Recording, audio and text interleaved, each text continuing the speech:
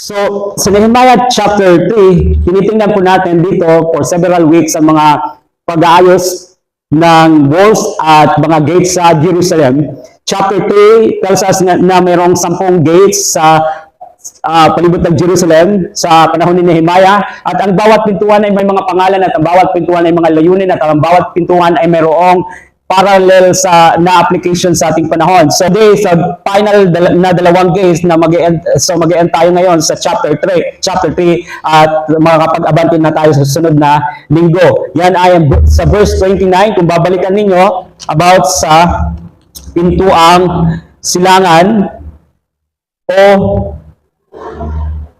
East Gate. And then sa verse 31 ay ang Inspection Gate. Ang kasunod, verse 31, basahin ko muli. Ang kasunod dito ay ginawa naman ni Malkias na isang platero. Ang ginawa niya ay umabot hanggang sa bahay ng mga katulong sa templo at ng mga lakal. Ang bahaging ito ay nasa tapat ng pintuang bantayan. So, pintuang silangan at pintuang bantayan, East Gate and Inspection Gate. So, let's begin sa East Gate. Tingnan po natin. Sinasabi ng Biblia na si Jesus po ay magbabalik muli. At kapag bumalik siya po ay dadating, siya po ay lalapag sa bundok Olibo. Ito po ay nasa silangan o east ng syudad ng Jerusalem. Sinabi din ng Biblia na si Jesus ay papasok sa Jerusalem, at interesting na siya ay papasok sa pintuang silangan, sa East Gate. Today, titingnan natin po ang patungkol sa second coming, muling pagbabalik, ikalawang pagbabalik ni Jesucristo, na kung saan ito ang pinupunto ng East Gate, dahil dito papasok ang Panginoon sa kanyang ikalawang pagbabalik. So sinasabi sa atin ng Biblia na si Jesucristo ay nabuhay mula sa mga patay, and then nanatili siya sa mundo kasama ng mga alagad for 40 days dito sa mundo bago siya pumaitaas sa langit, bumalik sa langit. So ang lugar na kung saan siya, interesting, ang lugar na kung saan siya pumaitaas ay sa bundok Olibo. Sa bundok Olibo pumaitaas ang Panginoon, at sa bundok Olibo lalapag ang Panginoon sa kanyang ikalawang pagbabalik. In fact, tingnan po natin mismo ang Biblia, nagsabi ito, Acts chapter 1 verses 11 to 12. Sabi nila, kayong mga taga-Galilea, bakit kayo nakatayo rito at nakatingin sa langit? Ito ba yung pumaitaas na si Jesus, bumalik na sa langit? So nakatingala pa rin sila sa langit. So sabi ng angel, bakit kayo nanatili nakatingala sa langit? Sabi ng anghel, itong si Jesus na umakyat sa langit ay magbabalik gayang na nang nakita ninyong pag-akyat niya. Nagbalik sa Jerusalem ang mga apostol buhat sa bundok ng mga Olibo na halos 1 kilometro ang layo sa lungsod. So, ito yung reference natin na patungkol sa pagbabalik ni Jesus, na sinabi ng anghel sa kanyang pagpaitaas, pag-akyat, gaya ng pag-akyat niya, dito nyo rin siya makikita sa kanyang ikalawang pagbabalik. In fact, kahit sa Ezekiel, basahin ko po sa Ezekiel chapter 43. Ezekiel chapter 43, ito po ang propesya patungkol sa ikalawang pagbabalik ng Panginoong Jesucristo. In verses 1 hanggang sa 2. Dinala ako ng lalaki sa tarangkahan sa gawing silangan. Doon nakita kong dumarating mula sa silangan ang kaluwalhatian ng Diyos ng Israel. Parang dagundong ng malaking baha. Nagliwanag ang lupa dahil sa kaluwalhatiang yaon.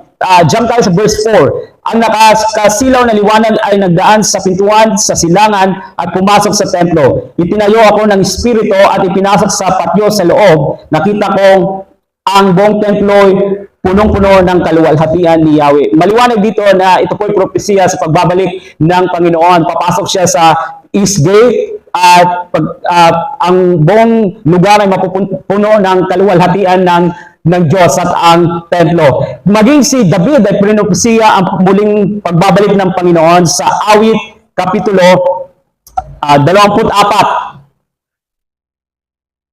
Marami pong mga reference ang titingnan po natin ngayon sa tingin po sa o patungkol po sa pagbabalik po, ikalawang pagbabalik ng Panginoong Jesucristo. Awit 24 versikulo 9 hanggang 10. Buksan niyong mabuti ang mga tarangkahan, buksan ninyo pati mga lumang pintuan, at ang dakilang hari papasok at daraan. Sino ba itong dakilang hari? Ang makapangyarihang si Yahweh, siya ang dakilang hari. Ito po ay tumutukoy sa Panginoong Hesukristo na papasok po siya sa Jerusalem.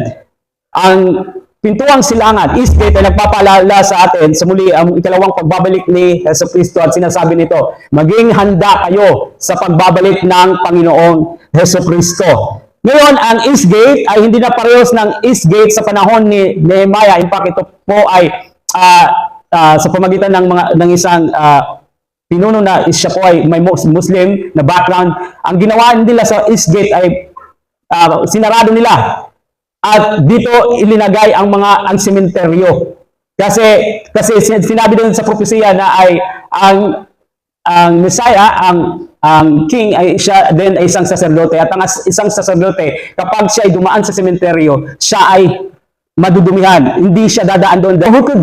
Who could hinder sa pagdaan po? Sa palagay nyo, mahadlangan ba ang pagdaan ng Panginoon sa pagpasok dito sa East Gate?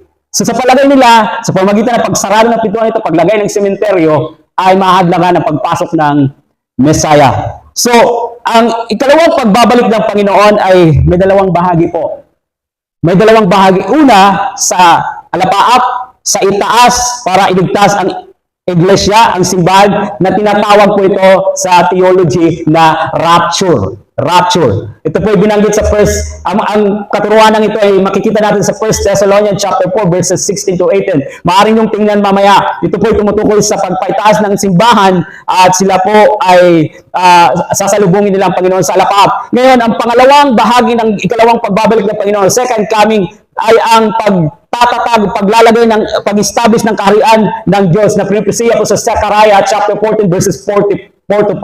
At siya po ay maghahari ng 1,000 years. Tinatawag po ito sa theology na millennial kingdom. 1,000 years. So, millennial o millennium, ilan po bang millennium? 1,000. Kaya tinawag ito ang millennial kingdom because 1,000 of years na maghahari po siya doon sa Jerusalem. And after that, there will be a new heaven and new Jerusalem which we will spend eternity with the Lord. Sometimes kapag nagsasalita po patungkol sa second coming, maliban lang kung alam nyo ang konteksto ng passage, kung ano ang konteksto noon, sometimes yung tinutukoy doon ay patungkol sa unang bahagi ng second coming, patungkol sa pagpaitaas ng simbahan at sasalubungin ng Panginoon sa alapaap. Yun po yung rapture. And again, may another naman na bahagi which after ng matinding kapighatian, Revelation na, kung nabasa nyo yung Revelation, may matinding kapighatian na darating sa mundo, at pagkatapos nito ay darating ang Panginoon para establish ang kanyang kaharian. So, it depends sa konteksto ng passage. But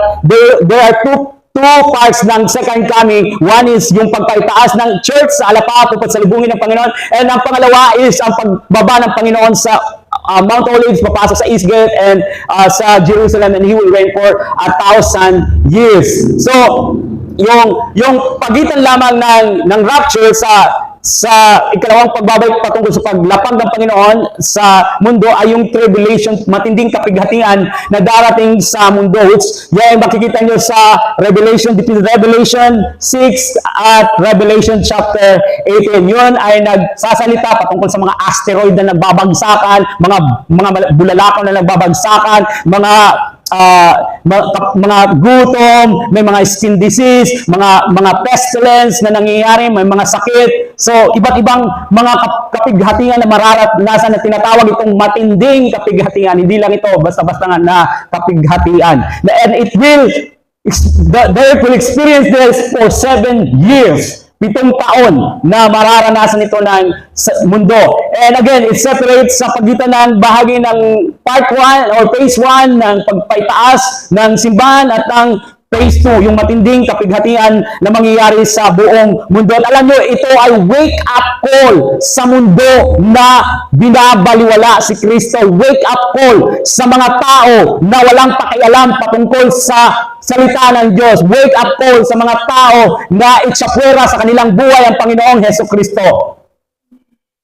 Papakawalan ng Diyos ang iba't ibang mga pangyayari As I said, mga bulalakaw na nagbabagsakan, mga baha na ang tubig na naging dugo, lahat ng iba't ibang mga pangyayari na kung saan ito magdudulot ng matinding takot sa lahat ng tao dito sa mundo. At ito po ay pagpamata sa mga tao. Wake up call.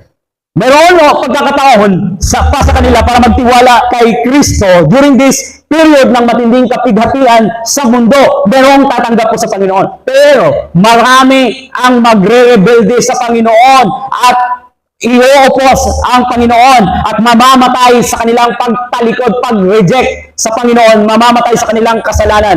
But ito po ay isang final na paraan ng Diyos para gisingin ang mga tao, para makita nila kung sino ang Diyos, kung ano siya, kung anong kaya niyang gawin, kung sino siya. So, ang phase 1 ay hiwalay sa phase 2. Na kung saan ang pagitan nito ay ang matinding kapighatian na mangyayari sa mundo.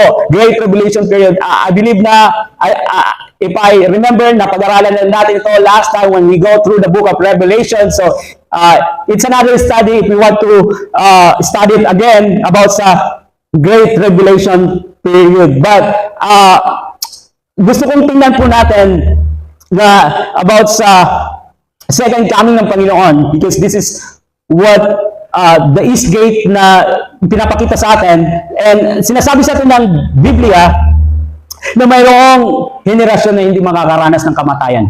Hindi sila mamamatay. Ito ang henerasyon na nagtiwala sa Panginoon. Ito yung mga may relasyon sa Panginoon. Ito yung mga believers na hindi sila mamamatay.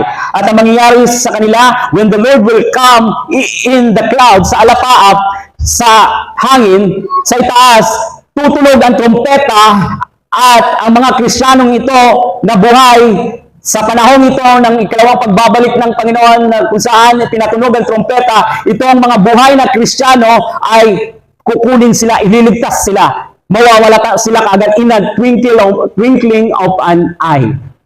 Urasan nyo nga po kung gaano kabilis ang pagpirok sa inyong mata. Kadalila, di ba? Kadalila. So, tigda sila kukuhaon didi sa kalibutan nga papaibaw sila ngadto sa alapap upang salubungin ang Panginoon. In a bodily form, itong katawan na buhay, biglang mawawala at sasalubungin ang Panginoon sa alapap. In other words, makakatanggap sila ng maluwalhating katawan. Itong depektibo na katawan, pagpaitaas nila, pagsalubong sa Panginoon, ay papalitan ng tinatawag na glorified body, maluwalhating katawan. You could look it sa 1 Thessalonians chapter 4, verses 16 to 18 mamaya. So itong katawan na nabubulok ay papalitan. Pero tandaan po natin, sinabi dito na ang mauuna ay ang mga patay muna. Tama ba?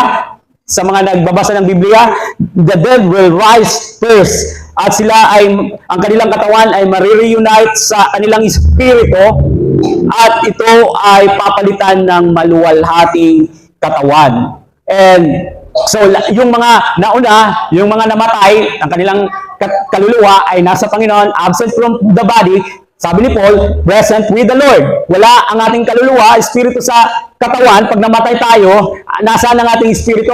Nasa presensya ng Panginoon, kasama ng Panginoon. But when the Lord return, itong patay na katawan ay mabubuhay muli, magsasalubong ang patay na katawan sa espiritu natin at ito ay mapapalitan ng maluwalhating katawan. Maring yung tingnan sa 1 Thessalonians chapter 4. And so, ito po ay mangyayari sa moment na magkaroon ng rapture. Actually, yung word na rapture, pag tinanong kayo, may rapture ba na salita sa Biblia? Wala kang makikita na word na rapture sa Biblia. Pero sinabi doon sa 1 Thessalonians yung word to be caught up, pumaitaas. Sa original na Greek language, ang Greek na salita ay harpazo, na ibig sabihin to be snatched, kunin, ng biglaan. At ito po nang i-translate sa Latin, okay? Nang ito isinalin sa Latin, ang salita sa Latin ay raptus. Which, dyan po natin nakuha yung salita sa English word na rapture. Naintindihan nyo na po saan kinuha ang word na rapture? So yung word na rapture ay wala sa Biblia, pero itinuturo ang patungkol sa rapture. Makikita natin ang katuruan ng patungkol sa rapture. So ang salitang rapture, it does not appear anywhere sa Biblia, but the teaching ng rapture ay makikita natin. It appears in many places sa salita ng Diyos sa Biblia. And ang tinuturo sa atin dito, mayroong henerasyon na itong henerasyon na nakakakilala sa Panginoon, may relasyon sa Panginoon, mga believers, hindi sila makakaranas ng kamatayan. Hindi sila mamamatay. That's beautiful experience. Tama po ba? They will not experience death. So, nang papatunugin ng trompeta, bari magtanong kayo, Pastor, paano ba patutunugin ng trompeta? Maririnig ba ng lahat? Hindi ko alam. Basta alam ko lang, wala na tayo dito sa mundong ito. Yun, mas maganda.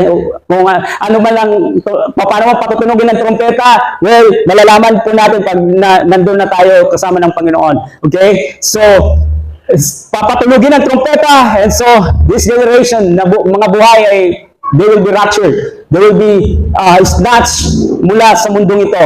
However, sa part 2, when Christ returns sa katapusan ng matinding kapighatian, so tapos na yung rapture, maaaring sabihin nyo, Pastor, pagkatapos po ba ng rapture, kaagad mangyayari ang matinding kapighatian? Walang sinabi sa Bible na kaagad susunod ito. Pero maaaring it takes months, it takes years, it takes decades. Pero alam na natin yung sequence mula sa Biblia na pag nangyari ng rapture, alam na natin ang kasunod dito, ang matinding kapighatian na mararanasan ng lahat ng tao dito sa mundo. Okay? So, sa pagbabalik ng Panginoon, sinabi ko nga kanina, pagitan ng part 1, phase 1 ng second coming at phase 2 ng second coming ng Panginoon ay yung matinding kapighatian. At sa phase 2, when Christ comes at the end, pagkatapos ng matinding kapighatian sa mundo, ito po yung, kumbaga yung kukumpleto na kung saan dito na ang kasunod, ang sequence, ang sunod na mangyayari ay yung tinatawag na Battle of Armageddon. Okay, ngayon sa iba, ngayon lang ito narinig, pero you can study, you can read Revelation, okay, Book of Revelation, at makikita nyo yung patungkol sa Battle of Armageddon sa Revelation chapter 6. At sinasabi dito na ito ay horrific na labanan na mangyayari sa Valley ng Jezreel. Alam niyo pa yung history sa Jezreel? Naalala niyo po sa Old Testament? Dito, pinatay ang maraming mga propeta. Naalala nyo na pinapatay ni Jezebel ang napakaraming mga propeta. At dito, in-establish ang pagsamba sa Diyos-Diyosan. But again, go back sa ating pinag-aaralan sa ating dito sa Revelation, na kung saan dito mangyayari ang labanan na tinatawag na Battle of Armageddon. And sa Valley of Jezreel, meron po ditong hill na tinatawag na Megiddo. Ito po ay isang town na ang pangalan ay Megiddo. Sa Hebrew, yung word na Armageddon, dito po kinuha yung Megiddo, dito sa lugar na ito sa Megiddo, na kung saan dito nagmula ang word na Armageddon. And ang labanan ay kung saan ang iba't ibang mga tao sa iba't ibang nations ay mag-gather sa lugar na ito upang labanan ang Diyos at labanan ng Israel. Makikipaglaban sila sa Israel at sa Diyos. Again, wala na po dito yung mga Kristiyano kasi na-rapture na sila. We've been spared po sa matinding kapighatian sa mundo. Pero may mga iba din na paniniwala na ang rapture ay mangyayari sa kalagitnaan ng kapighatian at ang rapture ay mangyayari sa pagkatapos ng kapighatian. Pero it doesn't support or a lot of reference sa Biblia, but yung tinatawag na pre-trib, yun po ang ating, or at least yun po yung aking stand, ang pre-trib and rapture muna bago ang matinding kapighatian na mangyayari sa mundo. So Christ will return sa pagkatapos ng matinding kapighatian. Pagkatapos ito mayroong labanan, Battle of Armageddon. And next ko pong basahin sa 2 Thessalonica chapter 2, verse 8. Malalantad na ang Suwail. Ngunit pagdating ng Panginoong Hesus, papatayin niya ang Suwail. Bubugahan niya ito ng hininga mula sa kanyang bibig at pupuksain sa pamagitan ng kanyang nakakasilaw na liwanag. So, ang Panginoon po ang magwawagi. Sa pagbabalik ng Panginoong Jesucristo, tatapusin niya itong battle na ito. At ang Panginoon po ay maghahari sa Jerusalem. Zechariah chapter 14 verse 4 to 5. Sa araw na iyon, tatayo si Yahweh sa bundok ng mga olibo sa gawing silangan ng Jerusalem. Magkakaroon ng maluwang na libis sa gitna ng bundok, pagkat mahati ito mula sa silangan hanggang sa kanluran. ang kalahati ay mapupunta sa ilaga at sa timog naman ang kalahati. Sa libis kayo daraan sa inyong pagtakas.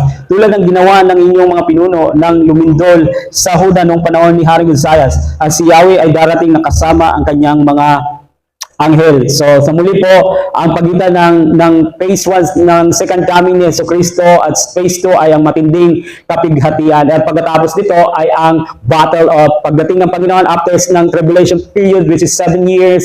Ang kasunod nito ay ang battle of Armageddon, which the Lord will put an end to this battle. He is victorious at ahari siya doon sa Jerusalem for 1,000 years. So tinatawag again sa theology na millennial kingdom. And pagkatapos nito is there will be a new heaven and new earth. So dahil dito, it's about sa second coming ng Panginoon, sinasabi sa atin ng Biblia na maging handa po tayo anumang oras.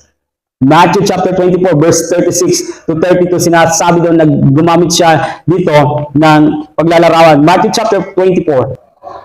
Ngunit tungkol sa araw at oras na iyon ay walang nakakaalam, kahit ang mga anghel sa langit o maging ang anak man. Ang Ama lamang ang nakakaalam nito.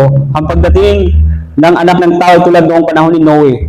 Ng mga araw na iyon bago bumaha, ang mga tao nagsisikainan, nagiinuman. Ito yung normal lang, ang normal lang ginagawa ng tao, at nagsisipag-asawa hanggang sa araw na pumasok si Noe sa barko. I mean, usual na ginagawa ng tao, inuman, kainan. And then verse 39, hindi nila namamalayan ang nangyayari hanggang sa dumating ang baha at tinangay silang lahat. Diyon din ang mangyayari sa pagdating ng anak ng tao. Sa panahong iyon, may dalawang lalaking nagtatrabaho sa bukid, kukunin ang isa at iiwan ang ikalawa. May dalawang babaeng nagtatrabaho sa gilingan, kukunin ang isa at iiwan ang ikalawa. Kaya maging handa kayo dahil hindi ninyo alam kung kailan darating ang inyong Panginoon. So, ito yung mangyayari, usual na ginagawa natin, trabaho, kain, tulog, usual naman ginagawa natin. Siguro naglilinis ng bahay at biglang mangyayari itong tinatawag na rapture, ikalawang pagbabalik ng Panginoon in the air. Tapos biglang, I don't know, kasi sinabi dito yung isa, mawawalang isa maiwan. Siguro yung nanay na rapture, yung anak na iwan. Di ko alam, siguro yung anak na rapture, yung nanay na iwan. And hopefully, dalawa kayong ma-rapture, buong pamilya ma-rapture. Kasi buong pamilya kayo na naglilingkod sa Panginoon. Pero there will come a time na mayroong may iwan at mayroong papaitaas. So, sabi ng Panginoon na maging handa kayo dahil maaring anumang oras, anumang araw, maaring bumalik ang Panginoon. It is not a surprise for us kasi we know na maaring magbabalik. Ini-expect mo na anumang oras, araw, maaring magbabalik. And ang masusurprise lamang ay yung mga tao na hindi inaasahan ang muling pagbabalik ng Panginoon. Like sa illustration dito, yun lang, usual, worldly things, sanlibutan na mga bagay, busy sa mga sanlibutang bagay, pagdating sa Panginoon, walang pakialam, walang interest. And so what happened? Gusto mong mundo, maiwan ka sa mundo dahil gusto mong mundo. Di mo ako mahal? Sige, mahal mong Panginoon, mahal mong mundo. Sige, iwan ka sa mundong ito dahil mahal mong mundong ito. Magpakasasa ka, magpakasaya ka sa mundong ito. Yun ang mangyayari kapag mas mahal natin ang mundong ito kaysa sa Panginoon. And so, sabi ng Panginoon, maging handa ka. Dapat na mamuhay tayo na ngayon sa kalooban ng Diyos. Dahil He could come at any moment, today, tomorrow, or maybe tonight. Kapag dumating ba ang Panginoon, are you at peace with God? Hindi ka ba mahihiya? Hindi ka ba harap sa Panginoon? Nakakahiya ako. Nahihiya ako. Kapag humarap ka sa Panginoon, makakaharap ka ba sa Panginoon? Lord, I've been faithful sa imo. Lord, nagkinabuyak subay sa imong kaburuton. Or, idudukungan imong ulo. Lord, karawad na ako sa iluwa mo. Nano dala imong nawong kung ang Ginoo maatubang nimo yan na. So you must be ready. And being ready, you should love the Lord more than anything dito sa mundong ito. You should live in holiness. You should be godly. Ibigin po natin ang Panginoon. Now, let's move on sa ikalawang gate sa pintuang bantayan, verse 31, inspection gate. Well, ang purpose ng inspection gate ay dito kung saan sa lugar na ito nagagather ang mga tropa, mga soldiers at sila inspectionin ng hari. Sila i-review ng hari. Sila inspectionin, so tatayo sila sa harapan ng hari and they will be inspected sa pintuang ito. Ano pong tinuturo nito? There's coming a day. Pamapakinggan niyo po ito. There's coming a day na ang bawat isa sa atin ay tatayo sa harap ng hari at i-inspectionin niya ang buhay natin. Basahin ko po sa Luke chapter 18, verse 8. Sinasabi ko sa inyo, agad ninyong ibibigay sa kanila ang katarungan. Ngunit sa pagbabalik ng anak ng tao, may daratnan pa kaya siyang mga taong may pananampalataya. Makakahanap ba ang Panginoon ng mga babae at lalaki na namumuhay ng ayon sa kanyang kalooban, namumuhay para sa kanyang kaluwalhatian, faithful sa Panginoon? Dahil balang araw, tayong mananagot. Bawat isa. Hindi ako mananagot. Hindi ako ang tatayo para sa iyo. Ikaw ang tatayo para sa iyong sarili sa harapan ng Diyos. Ako ang tatayo sa sarili ko sa harapan ng Diyos. Bawat isa sa atin ay mananagot sa harapan ng Diyos. So, ang inspection gate ay nagpapaalala sa atin na mayroong final na paghuhukom. Ay kailangan natin magbigay ng pagsusulit, account sa Panginoon. Well, yes, good news, hindi ka hatulan when it comes to salvation. Dahil nakasulat ng iyong pangalan sa aklat ng buhay. Binayaran na ni Jesus ang iyong kasalanan doon sa cross. Hindi ka hatulan dahil sa kasalanan mo dahil or paparusahan dahil sa kasalanan dahil pinarusahan na sa Kristo doon sa cross. And you stand before God, not your own righteousness, kundi sa pamagitan ng katuwiran ng Panginoong Hesukristo. Sasabihin ng Panginoon, Aba, malinis na to. Pinatawad ko na ang kanyang mga kasalanan. Tinanggap niya ako sa kanyang buhay bilang Panginoon at tagapagligtas. Pinagsisihan niya ang kanyang kasalanan. Tinalikdan niya ang kasalanan at nagbalik loob siya sa akin. So you stand before God, hindi dahil mabait ka, hindi sa ginawa mo, hindi sa sariling mong katuwiran, kundi sa pamagitan ng katuwiran ng Diyos. Pero tandaan po natin, kung sa ating mga Kristiyano, mayroon din po. Yun po, ibang judgment yun para yun sa mga walang relasyon sa Panginoon, yung tinatawag na Great White Throne Judgment. Pero sa ating mga Kristiyano, may tinatawag po na paghuhukom na Bema Seat Judgment of Christ. Ito po ay different sa Great White Throne Judgment. Ano po ang Great White Throne Judgment? It will be a time na i-examine ka sa iyong buhay, kung anong ginawa mo sa Panginoong Yesus, anong ginawa mo sa salita ng Diyos, anong ginawa mo sa talent mo, anong ginawa mo sa mga resources na binigay sa iyo ng Diyos, anong ginawa mo sa buhay mo. And it will be a time of reward. Well, Pastor, wala akong pakialam. Basta makapasok lang sa langit, wala akong pakialam sa reward. Imagine, mayroon kang bagong bahay. 5-story, 4-story na bahay, bago. Now, nasa second floor ka. Nakita mo, nasusunog ang first floor. Ano ginawa mo? Tumalon ka mula sa second floor. Naligtas ka. Pero ang nangyari? Nalus mo ang iyong bagong bahay.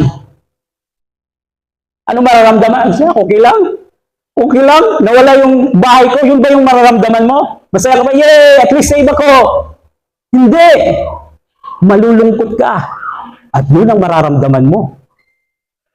Sinayang mo ang pagkakataon ng buhay mo, ang gift na binigay sa iyo ng Panginoon. Sinayang mo mga resources na ibinigay sa iyo ng Panginoon. Sinayang mo ang mga oras mo nang nabubuhay ka pa dito sa mundo. At nawala sa iyo ang gantimpala na dapat sana ay matanggap mo kung naging faithful ka sa Panginoon. So it will be a time of examination, a time of rewards. Jesus will inspect us kung sa ating kung paano tayo namuhay sa mundong ito. Anong ginawa natin sa mga resources na binigay sa atin ng Panginoon?